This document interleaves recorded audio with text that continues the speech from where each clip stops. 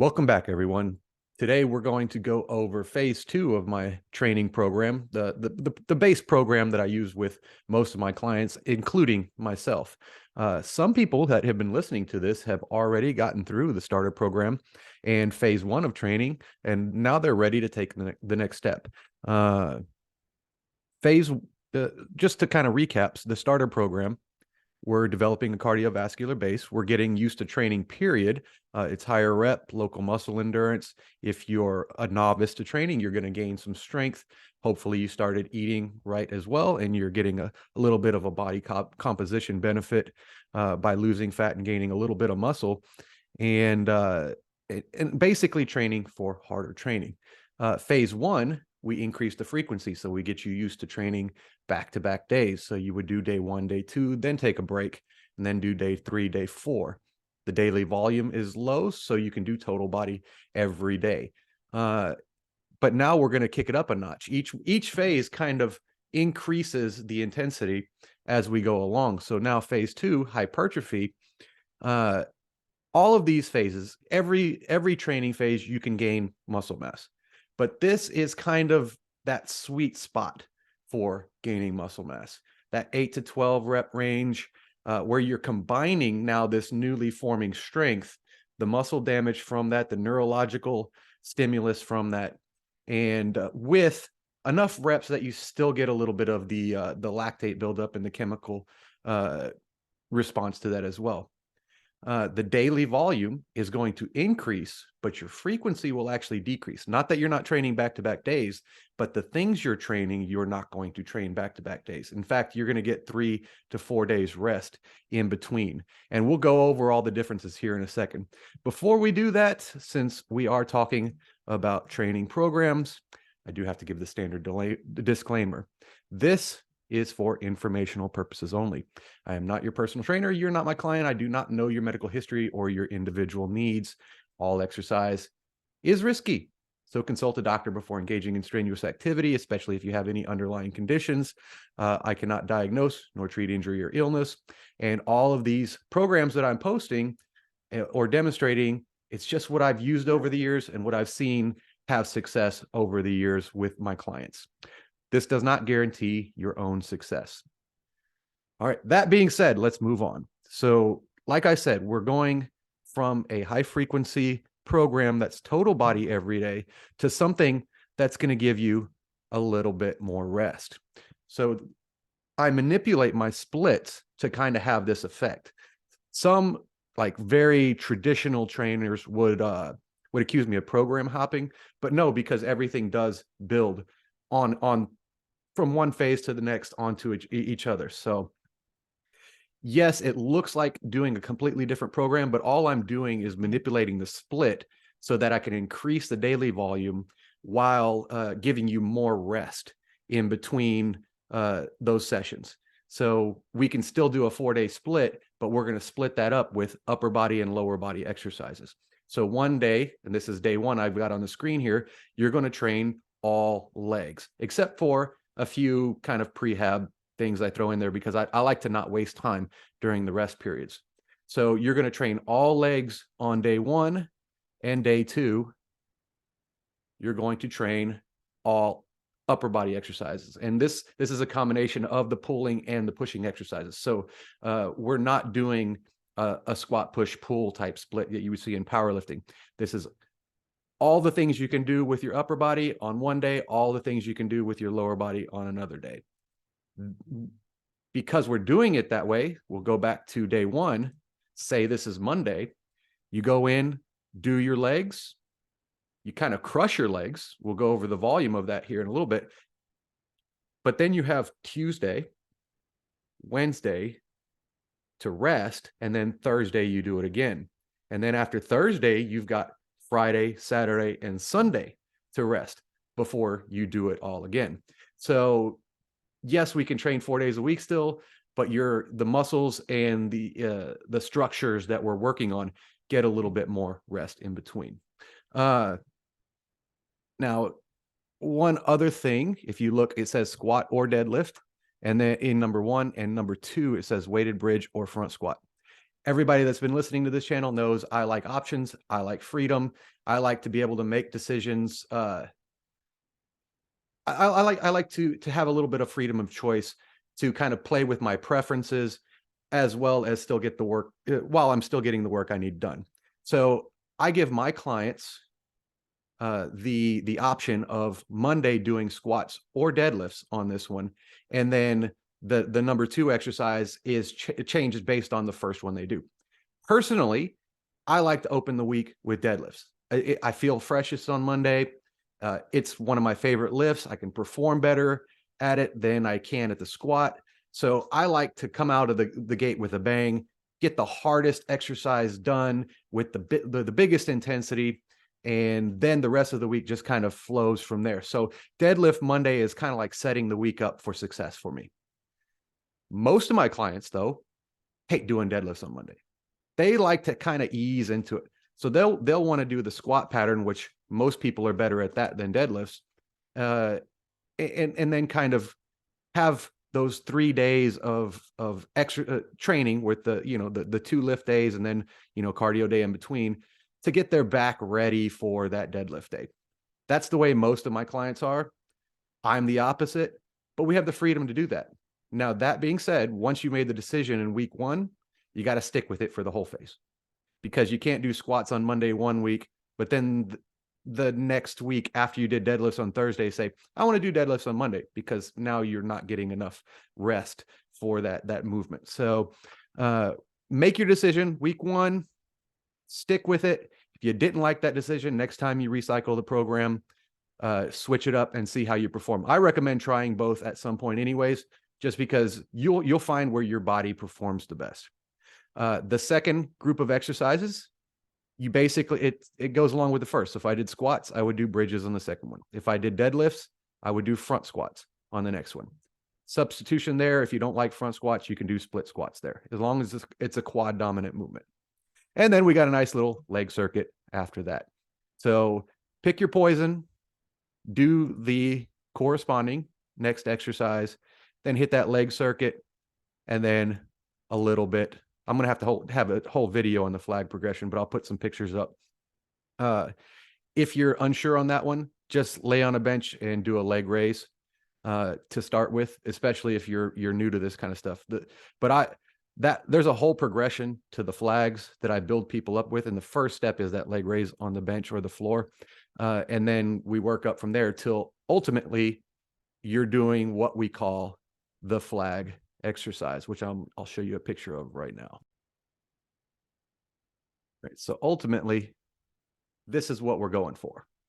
I like to hold a towel up against the rack, but you can do that just grabbing onto a bench. And but the goal is to have just your shoulders on the ground and the rest of your body basically doing an open chain plank. And then if you can add movement to where you're going all the way up and all the way down, especially if you can do it without actually resting on the floor, then you've hit the final level. So Bruce Lee used to call that the dragon flag. I just call them the flags, but we're progressing to that. And I start my progression here because it takes a long time. So we'll probably get to a slightly more difficult version after the first 4 weeks, but start with that leg raise. And then I'll have a whole video on the step-by-step progression to that dragon flag. But yeah, so let's go back to the program. We've got all legs, and then we've got our abs at the end with a little bit of prehab, which those are the exercises that go in that whole series. I'm just saving space on the sheet. Day 2, now we switch it. All upper body. I started with bench press, but any upper body push will do here, including dips, any horizontal push. So you're pushing straight out from your body. So you can use dumbbell bench press, you can do barbell bench press, you can do dips. Even if you're still getting stronger with the body weight exercises, push-ups would work here. If 8 reps of push-ups is extremely challenging for you, hey, that's still a great exercise for here. So again, we go through the upper body and then take a day off or have a cardio day, and you would do the opposite exercise on day 3 than you did on day 1, and a little bit little bit less volume for this day because it's getting later in the week and we're getting tired. And get you an ab wheel. Those are nice for rollouts. They're only like $15 on Amazon. And then again, a little bit more prehab at the end.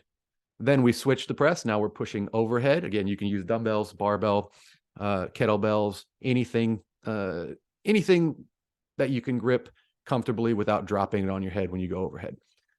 And one of my favorite exercises, the single arm row. You see these almost in every, you'll see them in every phase I do, because that's great for your posture, and you get a rotational element especially once you start getting a little heavier, because just not falling in the direction of the dumbbell because it's on one side is a lot of torque on your abdomen and your lower back, which that sounds really bad the way I said it, but if you slowly progress that, it helps your body develop a resistance to that torque. So when you're doing 100-pound dumbbell rows, you feel it becomes a total body exercise. It's no longer just a back, shoulder, arm exercise, because you have to support yourself. I recommend using a bench, but all these exercises are in the exercise guide. Plus, I'm going to be putting a few example videos out. What I already have out is the squat and the deadlift.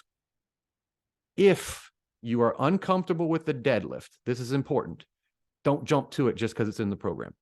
Stick with those RDLs. If you want to progress towards the deadlift, but you're uncomfortable doing it as a heavy lift, one strategy is you can get a light bar with light weights, or a kettlebell that you can kind of straddle between your feet, or a dumbbell you can stand up so you can reach down and kind of grip it with both hands, and start practicing them really light. So you would do a really light set of deadlifts and then do the more intense set of RDLs right after it. So you're doing like a technique set followed by a tissue development set with a more comfortable exercise. So there's a great strategy for you if you're just learning to deadlift and you want to progress to where you're doing them as the main lift. And after day 4, you could do another cardio day, but with this kind of volume, I do recommend a pure rest day. It could be active rest where you do things like mow the lawn or, walk around the mall or whatever you do just to be more active. But I do recommend not intentionally working out with any type of intensity, like going for a jog or something. A light walk would be nice, but I wouldn't go for a jog that taxes your legs right before you would go into the next day of legs. So yeah, higher volume. You're looking at about, let's see, 3, 6, 9. 9 sets of upper body exercises all in a row. And when we're looking at weekly volume, for those that are learning here, weekly volume, hypertrophy sits for the untrained anywhere from 5 to the trained around 20 sets per week.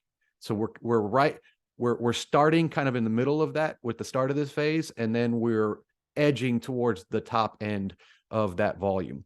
So, but it's all condensed into 2 days. One important point, this is pretty decent volume, but it's not something you would find in the old muscle and fitness bodybuilding programs. One important point is we have to hit things twice a week with a little less volume each day if we're lifting naturally without chemical enhancement, steroids, HGH, and all the cocktail of things that people in that industry do. So twice a week, higher volume than we've been doing, but not so high that you can't walk for a week afterwards. That being said, this is the most soreness inducing phase because we have to do muscle damage in order to get that tissue to be stimulated to develop. So you will be sore between that Monday and that Thursday where you hit the same thing again, and you might still be a little bit sore going into that next Thursday, especially if you're new to this. You don't want to be a lot of bit sore when you go into that Thursday, though. So if you're a lot sore going into that second stimulating workout, go lighter that day. Check the next week to see if your body got used to it. If not, you might hit the low end of sets or reps for the next time, because we don't want to have extreme muscle damage when we hit the same thing again, because your body is just going to go into survival mode, get back to good. And we definitely don't want to push the volume to a point where we're looking at something like rhabdomyolysis. For those that don't know, that's when your body starts to compartmentalize that area that's too damaged. The muscle tissue, the body can't keep up with the muscle tissue damage and the clearing of the byproducts of that. So I'm trying not to be too long-winded here. This is phase 2. Again, we're switching the frequency down so we can have the volume and intensity go up. Watch the progressive overload episode for more explanations on that. Volume up, intensity up. This is where you would probably need a gym membership if you're working out at home, or start working on putting together a nice garage setup or barn setup, or whatever your position is. If you're still with the light weights and the dumbbells, go back to that starter program, mix and match the exercises a little differently, and keep it going till you're ready to progress to the next level. All right, everyone, like, share, subscribe, share me with your family, friends, with everybody on social media. I'm not very good at social media, so it would really help me out if you guys can put me out there in front of people that I don't know. So we'll see you again next time.